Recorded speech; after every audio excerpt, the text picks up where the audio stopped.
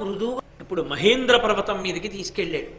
ఆ మహేంద్ర పర్వతం మీదే ఒకనకొకప్పుడు పరశురాముడు నిలబడ్డాడు. ఇప్పటికీ పరశురామ క్షేత్రములు అని పిలుస్తారు ఆ అటువైపు ఉన్న క్షేత్రాలన్నిటినీ. ఆయన భూమిని అంతటినీ కూడా దానం చేసేసాడు కశ్యప ప్రజాపతికి కానకొకప్పుడు. దానం చేసేసి ఈ భూమి నీది అన్నాడు. అందుకే భూమికి కాశ్యపి అని పేరు. ఆయన అన్నాడు, కశ్యప ప్రజాపతి భూమిని అంతటినీ నాకు దానం చేసేసావు కదా, దానం చేసేసిన తర్వాత ఇప్పుడు నీకు మళ్ళీ కొత్తగా భూమి ఎక్కడిది నిలబడడానికి భూమి లేదు, కాబట్టి నువ్వు ఎక్కడికి వెళ్ళిపోతావో వెళ్ళిపో, ఈ భూమి నాది, నాకు దానం చేశాక ఇక నీదిగా నువ్వు వాడుకోకూడదు. అది ధర్మశాస్త్రం. అది ఒక వస్తువు మనం ఇదం నమమా అని దానం చేసేసాం అనుకోండి, చతుర్థి విభక్తి వేసి, మళ్ళీ ఓసారి నేను వాడుకుంటానండి అని తీసుకోకూడదు. దానం చేసేస్తే అవతల వాళ్ళది అయిపోయింది.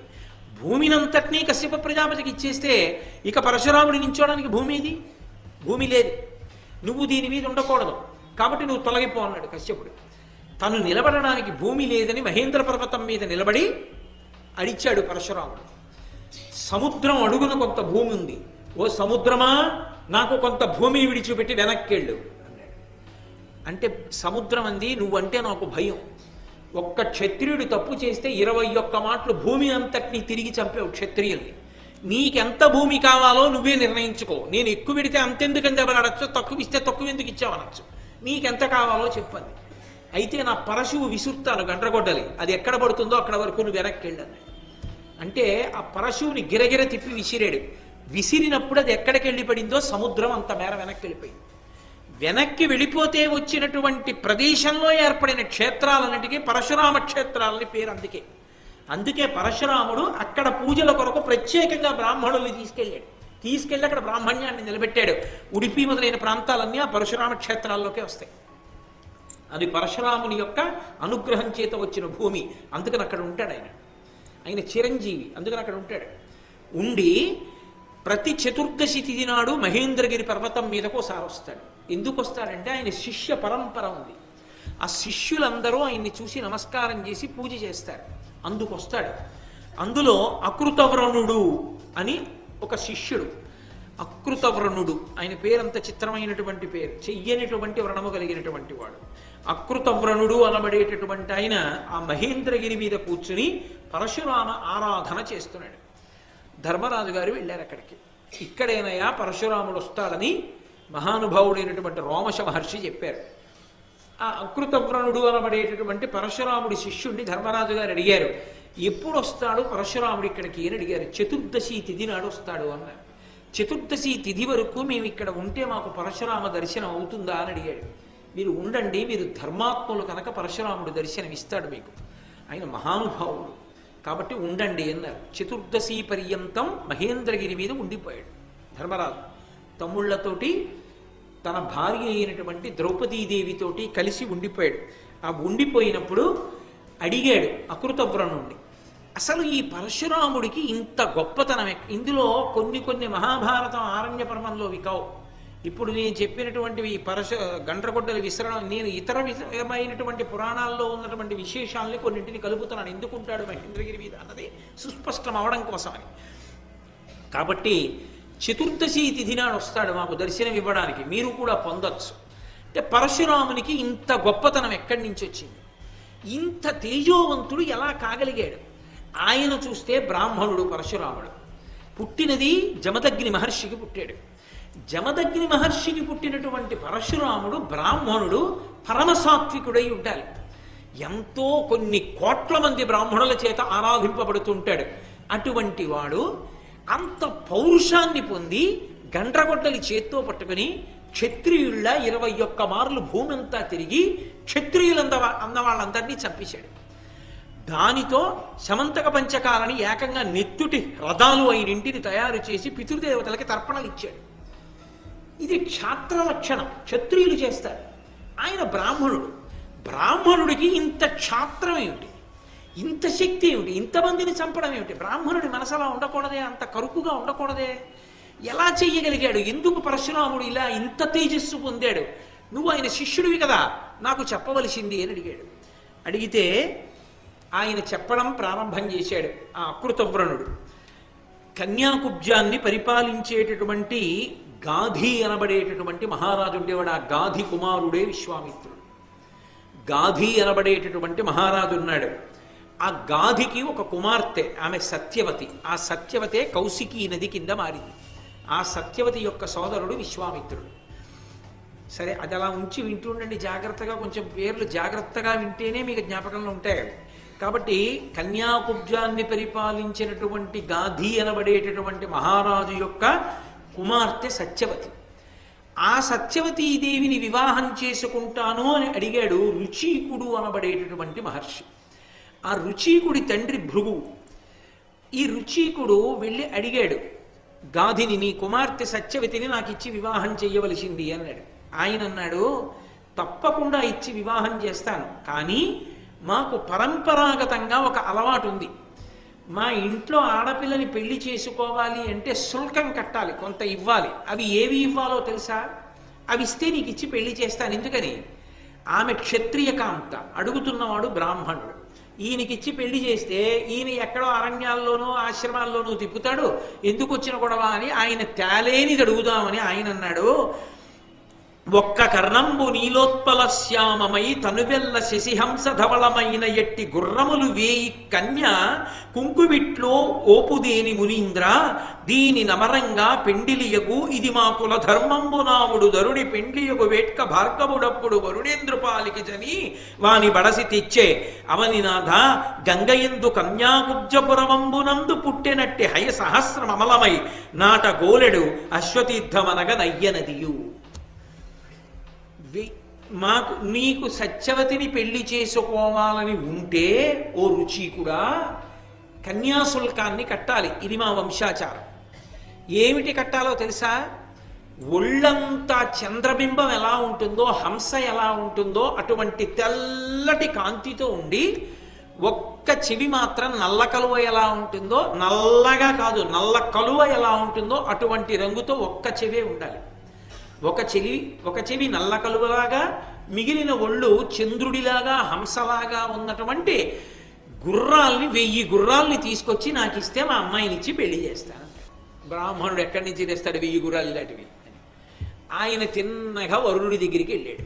ఆయనకున్న మంత్రశక్తి చేత వెళ్ళి, వరుణుడా పెళ్లి చేసుకోవాలనుకుంటున్నాను, పెళ్లి చేసుకోవడానికి డబ్బు అడిగితే కూడా తప్పకుండా ఇవ్వాలి. ఎందుకో తెలుసా? అది కూడా స్నాతక వ్రతం అని పేరు. స్నాతక వ్రతం అనేక విధాలుగా ఉంటుంది. అయ్యా నాకు పెళ్లి చేసుకోవడానికి డబ్బులు లేవండి, పెళ్లి చేసుకుందాం అనుకుంటున్నాను, మీరు నాకు కొంచెం ధన సహాయం చేయవలసింది అని మగపిల్లవాడు అడిగాడు అనుకోండి, లేదు అని అనకూడదు గృహస్థు, తప్పకుండా సాయం చేయాలి. అది పరమధర్మాల్లో ఒకటి. కాబట్టి స్నాతకుడు వచ్చి అడిగినట్లు అలా అడిగితే డబ్బు ఇచ్చారనుకోండి, ఆ పుణ్యం మామూలుగా ఎవరో పెళ్లి చేసుకుంటుంటే పేదవాళ్ళని మీరు పట్టుకెళ్ళి ఇచ్చిన పుణ్యంతో సరిపోదు. వాళ్ళే వచ్చి అడిగి డబ్బు మీ దగ్గర పట్టుకెళ్ళారనుకోండి, అది విశేష పుణ్యం. మహాత్ములైనటువంటి వారు అలా సహాయం చేస్తారు కూడా. కాబట్టి ఒకానొకప్పుడు వైష్ణవ సంప్రదాయంలో ఉన్నటువంటి ఒక మహానుభావుడు కూడా అలాగే చెయ్యవలసి వచ్చింది కూడా. కాబట్టి వేదాంత దేశికులని దయాశతకం చేశారు. వారు ఒకప్పుడు బంగారు వర్షం కురిపించవలసి వచ్చింది అలా బ్రహ్మచారికి పెళ్లి చేసుకోవడానికి డబ్బు ఇవ్వడానికి. కాబట్టి ఈ రుచీకుడు వరుణుడి దగ్గరికి వెళ్ళాడు. వెళ్ళి, ఏమయ్యా నేను పెళ్లి చేసుకుందాం అనుకుంటున్నాను, మా మామగారు నల్ల కలువ రంగు పోలిన ఒక్క చెవు, చంద్రబింబం హంసలా ఉన్న తెల్లటి ఒళ్ళు ఉన్న 1000 గుర్రాలు కావాలన్నాడు. ఆ గుర్రాలు నాకు ఇప్పిద్దు అన్నాడు. అంటే ఆయన అన్నాడు, గుర్రాలే కదా కావాలి, ఇప్పుడు ఇక్కడ ఇచ్చారనుకో వరుణలోకంలో 1000 గుర్రాలు ఎలా పట్టుకెడతావు? వరుణలోకం ఎక్కడుందో అదంతా నాదేగా, నీళ్ళు ఎక్కడున్నా నావే.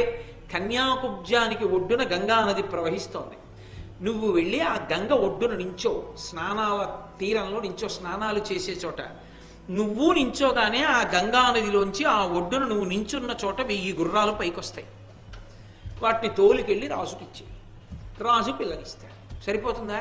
ఇప్పుడు వరుణలోకంలో ఇస్తే పశ్చిమ దిక్కు నుంచి ఎక్కడికి తీసుకెళ్తావు వీటిని అన్నాడు. అంటే ట్రాన్స్పోర్ట్ కూడా తానే అరేంజ్ చేశాడు అని అనవలసింది. అంటే చాలా సంతోషించి రుచీకుడు తిరిగి వచ్చి గంగ ఒడ్డున నించున్నాడు. కన్యాకుబ్జమనే నగరం ఉన్నటువంటి చోట ప్రవహిస్తున్నటువంటి గంగా స్నానఘాట్ అనుకోండి, అక్కడ నించున్నాడు. అందులోంచి వరుసగా 1000 గుర్రాలు పైకెక్కి, ఇప్పుడు ఈ 1000 గుర్రాలని పట్టుకెళ్ళి గాధి మహారాజుకి ఇచ్చాడు. ఎక్కడ 1000 గుర్రాలు అటువంటివి పైకెక్కాయో దాన్ని అశ్వతీర్థము అని పిలిచారు గంగానదిలో. అది కన్యాకుబ్జంలో అశ్వతీర్థం అన్న పేరుతో గంగలో ఇప్పటికీ అటువంటి రేవు ఉన్నది అని రోమశ మహర్షి చెప్పి అకృతవ్రణుడు పరశురాముడి చరిత్ర కలు చెప్తున్నాడు. కాబట్టి అలా రుచీకుడు సత్యవతిని వివాహం చేసుకుని ఆమెని తీసుకుని ఇంటికి వచ్చాడు. ఇంటికి వస్తే రుచీకుని తండ్రి ఉన్నాడు కదా భృగువు, ఆయన చాలా సంతోషించాడు. చాలా మంచి పిల్ల కోడలుగా వచ్చిందిరా మనకని ఆనందించి, కోడలి యొక్క ప్రేమ చూసి ఆనందించిన వాడై ఒక రోజున కోడల్ని పిలిచాడు. పిలిచి, అమ్మా నేను చాలా ప్రీతి చెందానమ్మా నీ నడవడికి, నీకు వరం ఇవ్వాలనుకుంటున్నాను, నీకేం కావాలో కోరుకో ఇస్తానన్నాడు. ఆవిడంది, నాకు మంచి బిడ్డడు కావాలి అని ఊరుకోలేదు ఆవిడ. అప్పటికి గాధి మహారాజు గారికి తనొక్కతే కూతురు, కొడుకులు లేరు. కాబట్టి తను పెళ్లి చేసుకొచ్చేసింది. కొడుకులు లేరు, రాజ్యం ఏమైపోతుందో అని గాధి బెంగ పెట్టుకుని ఉంటాడు కదా. అందుకని ఆవిడంది, అలాగో మామగారు వరమణగమన్నారు కదా అని నాకొక మంచి కొడుకు, మా అమ్మకొక మంచి కొడుకు పుట్టేటట్టు అనుగ్రహించండి. ఆయన నవ్వి అన్నాడు, అలాగేలే తప్పకుండా పుడతారు. ఓ సత్యవతి, నువ్వు ఋతుస్నాతమైనప్పుడు మేడి వృక్షాన్ని కౌగిలించుకో. మీ అమ్మ ఋతుస్నాత అయినప్పుడు ఆమె అశ్వత్థ వృక్షాన్ని కౌగిలించుకోవాలి. మీరిద్దరూ అలా కౌగిలించుకుంటే గర్భదోషాలు తొలగిపోయి మీ ఇద్దరికీ కూడా మంచి కుమారుడు కలుగుతారు, వరం ఇస్తున్నానన్నాడు. ఆమె వెళ్ళి సంతోషంగా తల్లికి చెప్పింది. ఇద్దరూ ఋతుస్నానం అయిన తర్వాత ఆ చెట్లని కౌగిలించుకునేటప్పుడు ఎవరిని ఏది కౌగిలించుకోమని మామగారు చెప్పాడో అక్కడ చిన్న పొరపాటు పడింది. కోడలు పడి ఈవిడ వెళ్ళి తల్లి కౌగిలించుకోవలసిన అశ్వత్థ వృక్షాన్ని కౌగిలించుకుంది. సత్యవతీదేవి వెళ్ళి కూతురు కౌగిలించుకోవలసిన మేడి చెట్టుని కౌగిలించుకుని ఇంటికి వచ్చారు. వచ్చిన తర్వాత చూశాడు భృగువు, తెలిసిపోయింది. తను ఒకలా సంకల్పం చేశాడు, వాళ్ళు ఒకలా చేశారు. అందుకని కోడల్ని పిలిచన్నాడు, పుత్రుడు నీకు బ్రహ్మకుల పూజ్యుడు పుట్టియు వాడు దారుణ క్షత్ర చరిత్రుడై పరగు గర్వమునన్ మని నీ సవిత్రికిన్ క్షత్రియుడుద్ధవిల్లియు అగక్షయ కారణుడు మహాతపపత్రుడు నైధృతింబడయు బ్రాహ్మణ భావము భురితేజమును.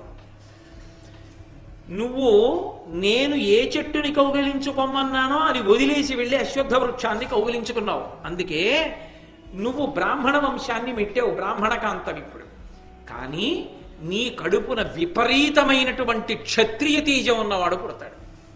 వాడు పుట్టింది బ్రాహ్మణుడిగా, కానీ అపారమైనటువంటి క్షత్రియ తేజంతో రాజులందరినీ సంహరిస్తాడు. అంత గొప్పవాడు నీ కడుపున పుడతాడు. వాడు పుట్టుక చేత బ్రాహ్మణుడు, వాడి ప్రవర్తన చేత క్షత్రియుడు, అటువంటి వాడు పుడతాడు. మీ అమ్మగారి కడుపున ఆవిడ క్షత్రియ కాంత, ఎందుకని గాధికి భార్య కాబట్టి. కానీ పుట్టినటువంటి వాడు క్షత్రియుడుగా ఉండాలి. కానీ క్షత్రియుడుగా పుట్టి అపారమైనటువంటి తపస్సు చేసి బ్రాహ్మణుల చేత కూడా నమస్కరింపబడేటటువంటి అద్భుతమైనటువంటి బ్రహ్మర్షిగా కాగలిగినటువంటి బ్రహ్మతేజోమూర్తి అక్కడ జన్మిస్తాడన్నాడు. అటు దిటైంది, అపసవ్యమైంది. ఇటు పుట్టవలసిన వాడు అటు పుడుతున్నాడు, అటు పుట్టవలసిన వాడు ఇటు పుడుతున్నాడు. హడిలిపోయింది సత్యవతీదేవి. అమ్మనాయనోయ్, బ్రాహ్మణుడిగా పుట్టి క్షత్రియుల్లా ప్రవర్తించేవాడు నాకొద్దు, ఒక చిన్న ఉపకారం చేయండి. నా కడుపున బ్రాహ్మణుడే పుట్టి వాడి కడుపున అలాంటి వాడు పుట్టేటట్టు చేయండి, మనవాడు అలాంటి వాడు పుట్టేట్టు, కొడుకు మంచివాడు పుట్టేట్టు చేయండి. కోరి తెచ్చుకున్నాడుగా భర్త పాపం రుచీకుడు, అలాంటి కొడుకుని గండం ఎందుకుతాను అనుకుంది. భృగువు నవ్వి అన్నాడు, కొడుకుని మనవణ్ణి చెయ్యాలి, ఇప్పుడు ఇదో కోరిక కాదు.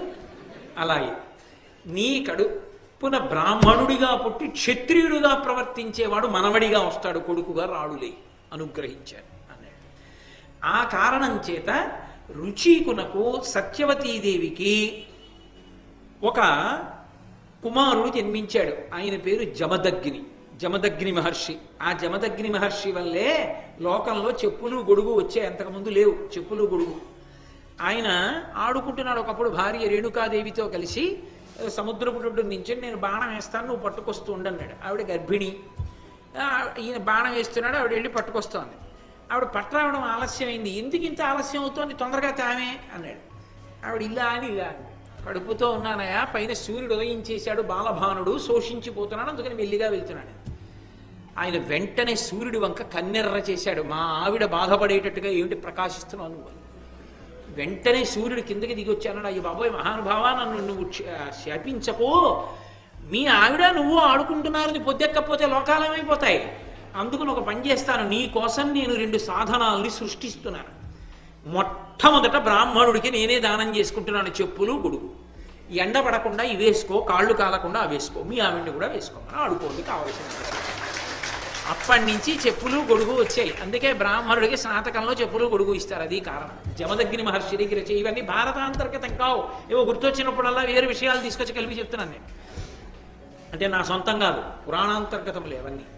కాబట్టి ఈ జమదగ్ని మహర్షి సత్యవతీదేవికి కొడుకుగా వచ్చాడు. సత్యవతీదేవికి కొడుకుగా వచ్చినటువంటి జమదగ్ని ప్రసేనజితుని యొక్క కూతురైనటువంటి రేణుకాదేవిని వివాహం చేసుకున్నాడు. ఈ రేణుకాదేవికి జమదగ్నికి కలిపి రుమణ్వంతుడు, సుషేనుడు, వసుడు, విశ్వావసుడు, రాముడు అనబడేటటువంటి 5 కుమారులు జన్మించారు. ఆయన ఏదో ఆశ్రమం కట్టుకున్నాడు. జమదగ్ని రేణుకాదేవితో 5 కొడుకులతో హాయిగా సంతోషంగా ఏదో కాలం గడిపేస్తున్నాడు. ఇలా కాలం గడిపేస్తుండగా ఒక విచిత్రమైనటువంటి విషయం జరిగింది. ఒక రోజున అరణ్యంలో వెడుతున్నారు వీళ్ళందరూ. వెడుతుండగా ఒక సరోవరం ఒకటి కనబడింది. ఆ సరోవరంలో మార్తికావత దేశము అనబడేటటువంటి దేశాన్ని పరిపాలించేటటువంటి చిత్రరథుడు అనబడేటటువంటి రాజు తన భార్యలతో కలిసి జలక్రీడలాడుతున్నాడు. రేణుకాదేవి నిలబడిపోయి ఆ జలక్రీడలాడుతున్నటువంటి రాజు వంక తదేకంగా చూసింది. ఆమె మనసులో కలగకూడని భావం కలిగింది. అంటే ఆయన యందు మరులు పొందావిడ. పరమ తపశ్శక్తి సంపన్నుడైనటువంటి జమదగ్ని తెలుసుకున్నాడు తన భార్య వేరొక పురుషుని యందు అనురక్త అయింది అని. వెంటనే కొడుకుల్ని పిలిచన్నాడు, మీ అమ్మ కంఠం కోసేయండి రా అన్నాడు. అంటే మొదటి 4 అన్నారు, మేము కొయ్యం, మేము చంపం మా అమ్మని. అమ్మని చంపడం ఏంటి, మహాపాతకం, మేము చెయ్యం అలాంటి పనులు అన్నాడు. 5వ వాడు రాముణ్ణి పిలిచాడు. పిలిచి, ఒరే ఇదిగో గండ్రగొడ్డలి తీసుకో. అప్పుడే పరశురాముడు, పరశువు అంటే గండ్రగొడ్డలి, ఆ పరశువు తీసుకుని మీ అమ్మ కంఠం ఛేదించరా, తండ్రి శాసనం ఇది అన్నాడు. వెంటనే పరశురాముడు తీసుకుని తల్లి కంఠాన్ని ఛేదించాడు. తల్లి మరణించింది. మరణించగానే మొట్టమొదట 4 నా మాట వినలేదు. అందుకని పక్షుల వలె పశువుల వలె జ్ఞానశూన్యులై అరణ్యంలో తిరగండి. నా మాట విన్నాడు 5వ వాడు రాముడు. అందుకని ఒరే నువ్వు అడిగిన వరాలు ఇస్తాను, ఏం కావాలో కోరుకో అన్నాడు. అంటే ఆయన అన్నాడు, నాన్నగారండి మీరు చెప్పిన పని చేశాను, మీరు ప్రీతి పొందారు. నా మొట్టమొదటి వరం ఏమిటంటే అమ్మని బతికించండి. బతికించాను రా. 2 నాన్నగారండి అమ్మని చంపిన పాపం పోయేటట్టు చేయండి. పోయేటట్టు చేశాను రా అన్నాడు. నాన్నగారండి నా అన్నలు 4 కూడా పశువులు పక్షుల్లా జ్ఞానశూన్యులై తిరగకుండా జ్ఞానంతో ఉండేటట్టే మళ్ళీ అనుగ్రహించండి అన్నాడు. ఇచ్చేశాను రా అన్నాడు. యుద్ధంలో నాకు అపారమైన బలం ఉండేటట్టుగా అనుగ్రహించండి అన్నాడు. ఇదెందుకు బ్రాహ్మణుడికి అంటే ఎక్కడిది? భృగువు ఇచ్చినటువంటి వరం వల్ల వచ్చిన లక్షణం. పరశువు చేత్తో పట్టుకున్నాడు కదా, కోరిక పుట్టింది. యుద్ధంలో నన్ను ఎదిరించగలిగినటువంటి వాడు ఉండకూడదు, అంతటి మహాబలశాలిని కావాలి, నేను చిరంజీవిని కావాలి, ఎప్పటికీ నా శరీరము పతనం కాకూడదు, నాకు అటువంటి వరం ఇవ్వండి నాన్నగారు అన్నాడు. అన్ని వరాలు నీకు ఇచ్చాను రా అన్నాడు. భార్యను ఎందుకు చంపమన్నాడు మరి అంత అమానుషంగా? దాని ధర్మ సూక్ష్మం ఏమంటే, పతిత అయినటువంటి ఆవిడ పునర్జన్మని పొందుతుంది, తన భార్యని తాను బతికించుకోగలడు మళ్ళీ. కానీ ఆమె పతిత అయి మానసికంగా వేరొక పురుషుణ్ణి కోరి తన పక్కన ఉంటే దోషం కలుగుతుంది. ఆ దోషం పోగొట్టాలంటే ఆవిడ శరీరం పడి మళ్ళీ పుట్టాలి. ఒకసారి పడిపోతే మళ్ళీ బతికించగలడు. తానే చంపడం ఎందుకని పరీక్ష పెట్టాడు. తండ్రి మనసు అర్థం చేసుకోలేని కొడుకుల్ని శపించి మళ్ళీ అనుగ్రహించాడు. జమదగ్ని అంతటి తేజోవంతుడు కాబట్టి ఇప్పుడు వాళ్ళందరినీ అనుగ్రహించాడు. అనుగ్రహించిన తరువాత ఒకానొకప్పుడు పరశురాముడు అరణ్యంలోకి వెళ్ళి ఏవో దర్భలు పళ్ళు కాయలు తీసుకురావడానికి వెళ్ళాడు. వెళ్ళినప్పుడు హైహయ వంశానికి చెందినటువంటి కార్తవీర్యార్జునుడు అంటారు. 1000 చేతులతో ఉంటాడు ఆయన. రావణాసురుడంతటి వాణ్ణి ఓడించి తీసుకెళ్లి కారాగారంలో పెట్టాడు. ఆ నదికి పై భాగంలో రావణాసురుడు శివలింగాన్ని పూజ చేస్తున్నాడు.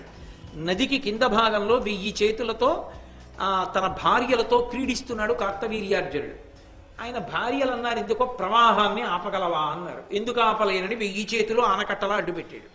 వస్తున్న ప్రవాహం ఆగిపోయి అలా పెరిగి పెరిగి పెరిగి పెరిగి రావణాసురుడు పూజ చేస్తున్న శివలింగాన్ని కొట్టేసింది, సైకత లింగాన్ని. కోపం వచ్చి యుద్ధానికి వచ్చాడు. ఎవడురా 10 తలల పురుగా అని ఇలా వేలుతో 2 వేళ్లతో పట్టుకెళ్ళి కారాగారంలో వారేశాడు. చతుర్ముఖ బ్రహ్మగారు పులశ్చ బ్రహ్మగారు వెళ్ళి ప్రార్థన చేస్తే విడిచిపెట్టాడు. అంతటి మహాబలవంతుడు కార్తవీర్యార్జునుడు అంటే. రావణుణ్ణి పురుగులో పట్టుకుపోయినవాడు. అంతటి వాడు దత్తాత్రేయ స్వామి వారికి శిష్యుడు. అటువంటి కార్తవీర్యార్జునుడు ఒకానొక నాడు వేటకొచ్చాడు ఆ ప్రాంతానికి. దాహం వేసింది. జమదగ్ని మహర్షి ఆశ్రమంలోకి వచ్చాడు. జమదగ్ని మహర్షి కూర్చోపెట్టి అతిథి పూజ చేసి మంచినీళ్ళిచ్చి ఎంతో మర్యాదగా మాట్లాడారు. కండకావరం ఎప్పుడోప్పుడు శరీరం పడిపోవడానికి ఏదో వెర్రి బుద్ధి పుడుతుంది కాబట్టి ఆయన వెళ్ళిపోతూ ఆ చెట్లన్నీ పీకించాడు. బ్రాహ్మణులందరినీ అవమానించాడు. అమానుషంగా మాట్లాడాడు. అక్కడ ఉన్న హోమ ధేనువుని దాని యొక్క పిల్లని ఎత్తుకుపోయాడు. ఎత్తుకుపోతే జమదగ్ని కూర్చున్నాడు. ఆయన ఏమనలేదు. ఆయనకున్న తపశ్శక్తితో చంపలేడేమిటి, ఆయన కూర్చున్నాడు. పరశురాముడు తిరిగి వచ్చాడు. ఏమి నాన్నగారు ఆశ్రమం అంతా ఇలా ఉంది అన్నాడు. ఒరేయ్, క్షత్రియుడు కార్తవీర్యార్జునుడు వచ్చాడురా, వచ్చి మంచినీళ్ళు అడిగాడు, ఇచ్చాను, అతిథి పూజ చేశాను, చాలా మర్యాదగా మాట్లాడాను, వెడుతూ చెట్లన్నీ పీకేశాడురా, బ్రాహ్మణులందరినీ అవమానించాడు, హోమధేనువుని పట్టుకుపోయాడు దూడతో కూడా, సామర్థ్యం ఉంది కదా, క్షత్రియుడు కదా, అలా చేశాడన్నాడు. వెంటనే పరశురాముడు మా నాన్నగారికి ఇంత అవమానం చేస్తాడా అని ఆ కార్తవీర్యార్జునుణ్ణి వెతికి పట్టుకుని వెంట తరివి తన యొక్క పరశువుతో 1000 చేతులు నరికి చంపేశాడు. ఆ కార్తవీర్యార్జునుడు పరశురాముడి చేతిలో నిహతుడయ్యాడు. నిహతుడైన తర్వాత వెనక్కి తిరిగి వచ్చాడు. వచ్చి నాన్నగారు మిమ్మల్ని అవమానించినటువంటి కార్తవీర్యార్జునుడి 1000 చేతులు నరికి చంపేశాను నాన్నగారు. అంతటి మహాబలశాలి. బ్రాహ్మణుడిగా పుట్టి క్షత్రియుడిలా బతుకుతూ ఉంటాడు ఆయన. క్షత్రియుడిగా పుట్టి విశ్వామిత్రుడు బ్రహ్మర్షి అయ్యాడు. అక్కడ ఇటు పుట్టవలసిన వాడు అటు పుట్టాడు, అటు పుట్టవలసిన వాడు ఇటు పుట్టాడు. కాబట్టి ఏమైతేనే గాధికి అల్లుడు ఈయన అయ్యాడు, అల్లుడి వైపు నుంచి ఈయన వచ్చాడు, కొడుకుగా ఆయన వచ్చాడు, గాధి తరించాడు. దానివల్ల ఒకానొకప్పుడు ఈ కార్తవీర్యార్జునుడు చనిపోయాడు. జమదగ్ని కూర్చుని ఉన్నారు. మళ్ళీ ఏదో కొంతకాలం అయిపోయింది. అయిపోయిన తర్వాత హైహయులని ఆ కార్తవీర్యార్జునుడి వంశం వాళ్ళు, ఇదిగోరా ఈ జమదగ్ని కుమారుడేడా మన తండ్రిని కార్తవీర్యార్జునుడిని చంపేశాడని పరశురాముడు ఆశ్రమంలో లేని సమయం చూసి ఆశ్రమానికి వచ్చి వాళ్ళ తండ్రిని ఏ తప్పు చెయ్యనటువంటి వాడిని నిష్కారణంగా నరికి చంపేశాడు. మునులం తిట్టుచు పుష్పవృక్షతతులం ఉన్మూలించుచున్ క్రూరులై అనవజ్జున్ జమదగ్ని పట్టి బలిమిన్ హారామయంచును ఆక్రోశము చెయ్యుచుండగ మునుల్ శోకింప ధర్మాత్ము ఆ మునిముఖ్యున్ వధించి రాగ్రహ మహాముహాంధులై హైహయుల్. మహాతేజశాలి అయినటువంటి వాడు, గొప్ప తపశ్శక్తి ఉన్నటువంటి మహర్షిని తన కొడుకైనటువంటి పరశురాముణ్ణి పిలుస్తూ హారామా అని అరుస్తున్నా కూడా ఆ పక్కన ఉన్నటువంటి బ్రాహ్మణులందరినీ కూడా శిక్షించి చెట్లు పీకేసి ఆ జమదగ్ని మహర్షి యొక్క కంఠాన్ని దునుమాడి ఆయన్ని సంహరించి హైహైలు వెళ్ళిపోయారు. వెళ్ళిపోయిన తర్వాత ఈ కేకలు విన్నాడు. విని అరణ్యంలో ఉన్నటువంటి పరశురాముడు పరుగుని తిరిగి వచ్చాడు. తండ్రి శరీరం మీద పడి ఏడుస్తోంది. అమ్మా ఏమైందమ్మా అని అడిగాడు. నాయనా, నిన్నే పిలుస్తున్నాడు రా మీ తండ్రి, హా రామా అని అరుస్తున్నాడు. అయినా కూడా వినకుండా ఏ దోషం చెయ్యనటువంటి మీ తండ్రిని ఆ క్షత్రియాధములు ఇలా సంహరించి వెళ్ళిపోయారు రా అని వెంటనే ప్రతిజ్ఞ చేశాడు. అమ్మా, నేను ఉపేక్షించనమ్మా,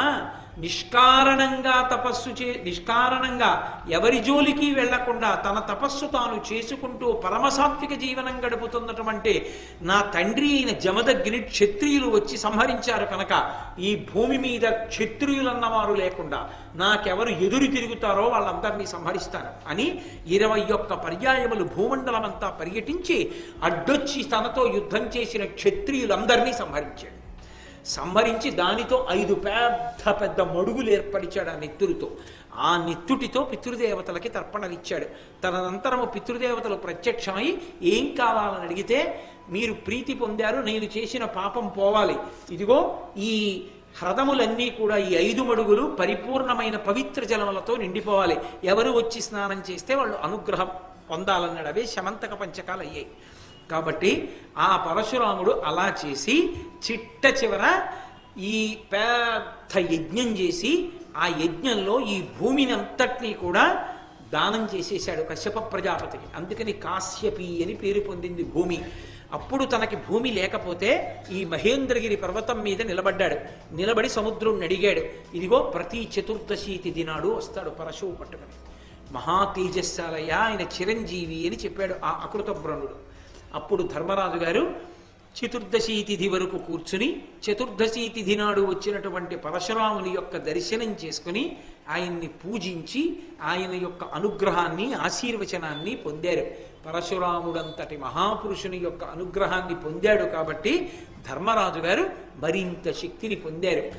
నన్నయ్య గారు కదూ భారతాన్ని ఆంధ్రీకరిస్తున్నది. దక్షిణ దిశగా వస్తున్నాడు ధర్మరాజు గారు. రాజమహేంద్రవరం దగ్గరికి వచ్చి గోదావరి నది స్నానం చేశాడు. తాను ఉన్నది ఆ గోదావరి ఒడ్డుని, అక్కడే మహాభారతాన్ని ఆంధ్రీకరించాడు. అందుకే ఆ సంతోషంతో పడ్డ పద్యం నన్నయ్య గారికి, గోదేవ క్షితిదేవ భక్తిపరుడై గోదావరి స్నాతుడై గోదానంబులు హేమదానములు పెక్కుల్ రత్నదానంబులన్ భూదేవోత్తమ పూజ చేయుచు జగత్పూజ్యుండు ధర్మాత్మజుండు ఆదిత్యాభూడనేక భూడు అనేక తీర్థ శత సేవాసక్త పుణ్యాత్ముడై. ఆ ధర్మరాజు గారు గోదేవ క్షితిదేవ భక్తిపరుడై గోదావరి స్నాతుడై ఈ దేవతల యందు భూదేవులంటే బ్రాహ్మణుల యందు విశేషమైనటువంటి భక్తి కలిగినటువంటి వాడై గోదావరి నదిలో స్నానం చేసి ఎన్నో గోవులను దానం చేసినటువంటి వాడై, బంగారాన్ని దానం చేసినటువంటి వాడై, రత్నములను దానం చేసినటువంటి వాడై, బ్రాహ్మణుల్ని పూజించినటువంటి వాడై, జగత్పూజ్యుండు ధర్మాత్మజుండు. ఆ జగత్పూజ్యుడైనటువంటి ధర్మరాజు గారు ఆ గోదావరి నది స్నానం చేయడం వల్ల కలిగినటువంటి విశేషమైనటువంటి పుణ్యం చేత సంతోషాన్ని పొందినవాడై ఉన్నాడు అని ఆ గోదావరి నది స్నాన వైభవాన్ని ఆవిష్కరించారు.